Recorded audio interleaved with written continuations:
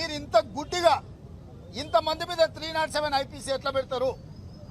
నిజంగా ఎవరైనా దాడులకు పాల్పడితే ఎవరినైనా చంపాలనుకుంటే హత్యాయత్నం చేస్తే వాళ్ళ మీద పెట్టండి.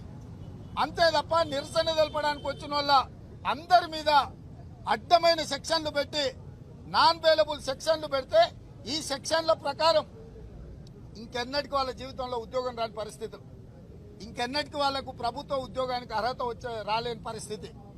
అంటే ప్రభుత్వం తీసుకున్న తప్పుడు నిర్ణయాలను మీరు ఉన్న పలంగా మీకు తోచిన చట్టాన్ని తెచ్చి దేశం యువత నెత్తి మీద రుద్దాలనుకుంటే వాళ్ళు ప్రభుత్వానికి నిరసన తెలిపితే నరేంద్ర మోడీ గారు దుర్మార్గంగా ఇలాంటి సెక్షన్లు పెట్టి దేశంలో ఉండే యువతను అణచివేయాలని చూస్తారా? ఛాయ్ అమ్ముకునే మిమ్మల్ని ఈ దేశ ప్రధానమంత్రిని చేస్తే ఈ దేశంలో ఉండే యువకులకు మీరు ఇచ్చే నజరాన ఇదేనా అని చెప్పి నేను నరేంద్ర మోడీ గారిని అడుగుతున్నా. అందుకే కాంగ్రెస్ పార్టీ విస్పష్టంగా ఈ దేశంలో ఉండే కోట్లాది మంది యువకుల పక్కన నిలబడాలని నిర్ణయించుకున్నాం. రైతు వ్యతిరేక నల్ల చట్టాలు తీసుకొచ్చి రైతులు నట్టి విరవాలనుకున్నప్పుడు కోట్లాది మంది రైతులకు అండగా నిలబడి ఆ చట్టాన్ని రద్దు చేయించి దేశానికి క్షమాపణ చెప్పే వరకు నరేంద్ర మోడీని వదలలేదు. ఇవాళ కూడా కాంగ్రెస్ పార్టీ పునరుద్ఘాటిస్తుంది. ఖచ్చితంగా కోట్లాది మంది యువకులకు అండగా నిలబడతాం.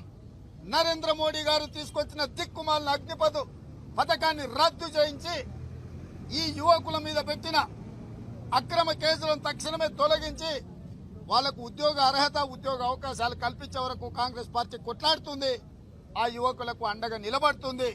అందుకే బేషరతుగా కేంద్ర ప్రభుత్వం ఈ రైల్వే పోలీసులు పెట్టిన నాన్ బెయిలబుల్ సెక్షన్స్, ముఖ్యంగా 307 లాంటి సెక్షన్లను ఉపసంహరించుకోవాల్సిందిగా కాంగ్రెస్ పార్టీ డిమాండ్ చేస్తుంది.